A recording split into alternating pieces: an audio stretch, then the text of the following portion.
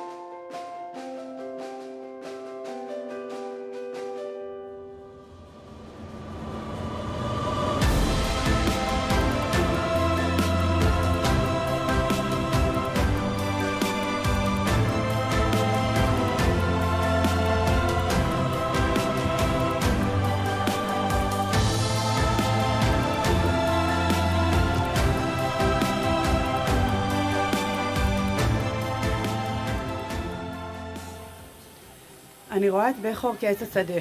מגיל צעיר בכור העמיק את שורשיו בקרקע.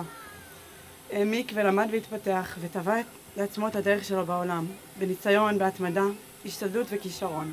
באמת כל החג הזה של ט"ו בשבט הוא חג שכולו לגלות את הכמוס בנו, לגלות את הכמוס באדמה.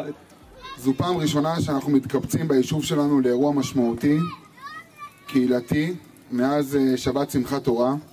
אני זכיתי בגדול להיות חבר שלכם ולהכיר כל אחד מכם.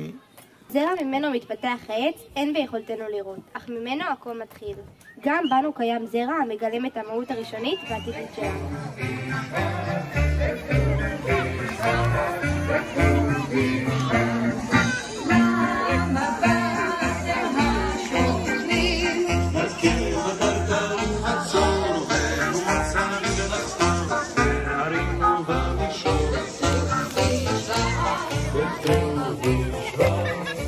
משפחות שלומית, בתקופה האחרונה הרגשנו בעוצמה את הקהילה.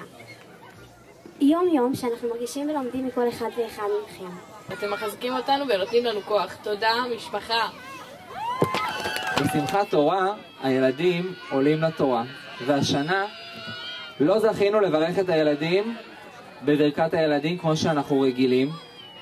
אני מזמין הורים ובמיוחד את האבות שנמצאים שם מאחורה להחזיק את הטלית, וכל ילדי שלומית מוזמנים עכשיו פה אל הכביש להתקבץ ולהתאסף מתחת לטלית לתפילת המלאך הגואל וברכת הבנים. כולם מוזמנים. ובכל מלאכת לסכם איך האירוע היה אוקיי. טוב, אז קהילת שלומית היקרה, היה לנו אירוע ממש מרגש, עוצמתי, שבעיניי הוא ממחיש את כל התקופה האחרונה שלנו כקהילה. זה שמחה וכאב גדול שמעורבבים ביחד. כל הזמן יש ממש, כאילו רואים את הכוחות חיים שפורצים, וזה נראה לי מה שהכי חזק. ארבעת האנשים שהלכו לנו היו אנשים שהיו מאוד מאוד מלאי עוצמת חיים, מאוד מחוברים לאדמה, כל אחד בדרך שלו. ואני חושבת שכל היום הזה הוא ממש מסמל את כל החיים האלה, את החיים שלנו כקהילה, את החיים שלהם כאנשים. וזהו, תודה על הזכות להיות חלק.